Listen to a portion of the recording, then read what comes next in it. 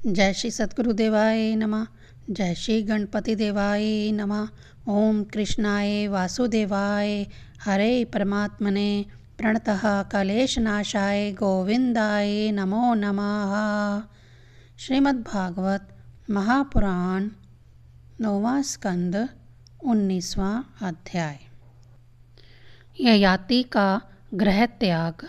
श्री सुखदेव जी कहते हैं, परीक्षित, राजा ययाति इस प्रकार स्त्री के वश में होकर विषयों का उपभोग करते रहे। एक दिन जब अपने अधःपतन पर दृष्टि गई तब उन्हें बड़ा वैराग्य हुआ और उन्होंने अपनी प्रिय पत्नी देवयानी से इस गाथा का गान किया।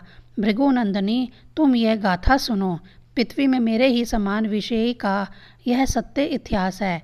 ऐसे ही ग्रामवासी विषयों पुरुषों के संबंध में वनवासी जितेंद्रिय पुरुष दुख के साथ विचार किया करते हैं कि इनका कल्याण कैसे होगा। एक था बकरा। वह वन में अकेला ही अपने को प्रिय लगने वाली वस्तुएं ढूंढता हुआ घूम रहा था। उसने देखा कि अपने कर्मवश एक बकरी कुएं में गिर पड़ी है। वह बकरा बड़ा कामी था। वह सोचने लगा कि इस बकरी को किस प्रकार कुएं से निकाला जाए। उसने अपने सींग से कुएं के पास की धरती खोद डाली और रास्ता तैयार कर लिया।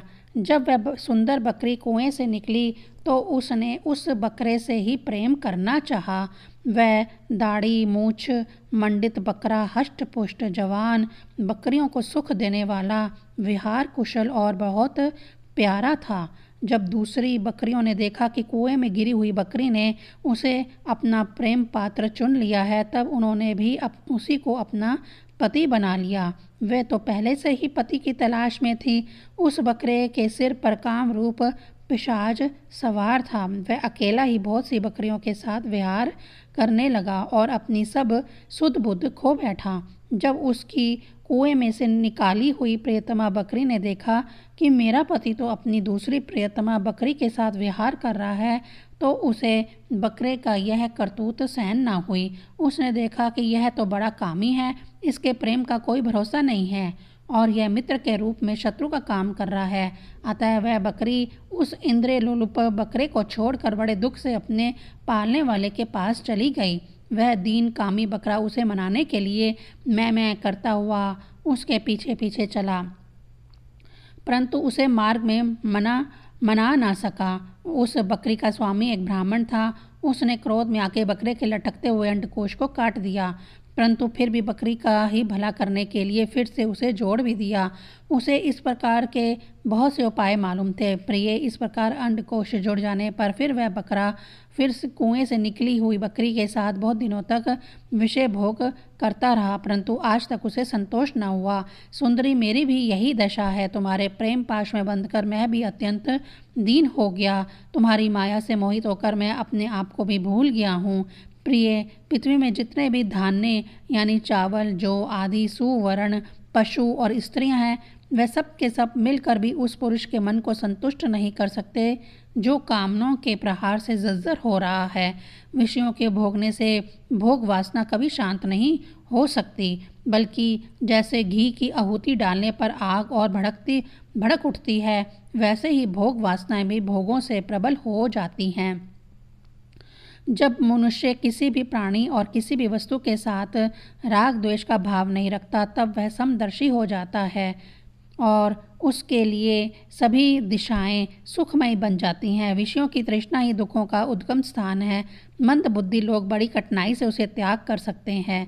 शरीर बूढ़ा हो जाता है, पर तृष्णा नित्य नवीन ही होती जाती हैं। अतः जो अपना कल्याण चाहता है उसे शीघ्र से शीघ्र ही इस तृष्णा यानी भोग वासना का त्याग कर देना चाहिए।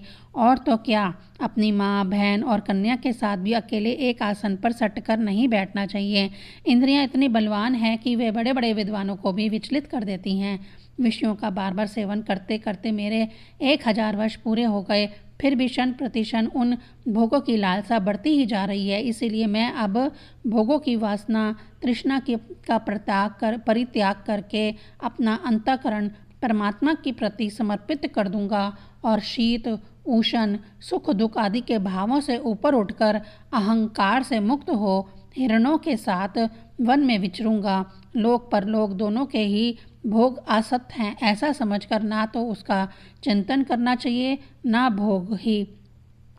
समझना चाहिए कि उनके चिंतन से ही जन्म मृत्यु रूप संसार की प्राप्ति होती है और उनके भोग से तो आत्मनाश हो ही जाता है। वास्तव में इनके रहस्य को जानकर इनसे अलग रहने वाला ही आत्मज्ञानी है। परीक्षित, ययाति ने अपनी पत्नी से इस प्रकार कहकर पुरु की जवानी उसे लौटा दी और उससे अपना बुढ़ापा ले लिया। यह इसलिए कि अब उसके चित्त में विषयों की वासना भी नहीं रह गई थी। इसके बाद उन्होंने दक्षिण पूर्व दिशा में ध्रुव, दक्षिण में यदु, पश्चिम में तुर्वसु और उत्तर में अनु को राज्य दे दिया। सारे भूमंडल की समस्त संपत्तियों के योग्यतम पात्र पुरु को अपने राज्य पर अभिषिक्त करके तथा बड़े भाइयों को उसके अधीन बनाकर वह वन में चले गए। यद्यपि राजा ययाति ने बहुत वर्षों तक इंद्रियों से विषयों का सुख भोगा था, परंतु जैसे पाँख निकल आने पर पक्षी अपना घोंसला छोड़ देता है, वैसे उन्होंने एक क्षण में ही सब कुछ छोड़ दिया। वन में जाकर राजा ययाति ने समस्त आसक्तियों से छुट्टी पा ली। आत्म साक्षात्कार के द्वारा उनका त्रिगुणमय लिंग शरीर नष्ट हो गया। उन्होंने माया मल से रहित पर ब्रह्म परमात्मा वासुदेव में मिलकर वह भगवती गति प्राप्त की जो बड़े बड़े भगवानों के प्रेमी संतों को प्राप्त होती है। जब देवयानी ने गाथा सुनी तो उसने समझा कि यह मुझे निवृत्ति मार्ग के लिए प्रोत्साहित कर रहे हैं, क्योंकि स्त्री पुरुष के में परस्पर प्रेम के कारण विरह होने की विकलता होती है। यह सोचकर ही इन्होंने यह बात हंसी हंसी में कही है। स्वजन संबंधियों का जो ईश्वर के अधीन है एक स्थान पर इकट्ठा हो जाना वैसा ही है जैसे प्याऊ पर पथिकों का। यह सब भगवान की माया का खेल और स्वप्न के सरीखा ही है। ऐसा समझकर देवयानी ने सब पदार्थों की आसक्ति त्याग दी और अपने मन को भगवान श्री कृष्ण में तन्मय करके बंधन के हेतु लिंग शरीर का परित्याग कर दिया। वह भगवान को प्राप्त हो गई। उसने भगवान को नमस्कार करके कहा, समस्त जगत के रचयिता, सर्व अंतर्यामी, सबके आश्रय स्वरूप सर्वशक्तिमान भगवान वासुदेव को नमस्कार है। जो परम शांत और अनंत तत्व है उसे मैं नमस्कार करती हूँ। 19वां अध्याय संपूर्ण। ओम नमो भगवते वासुदेवाय नमः।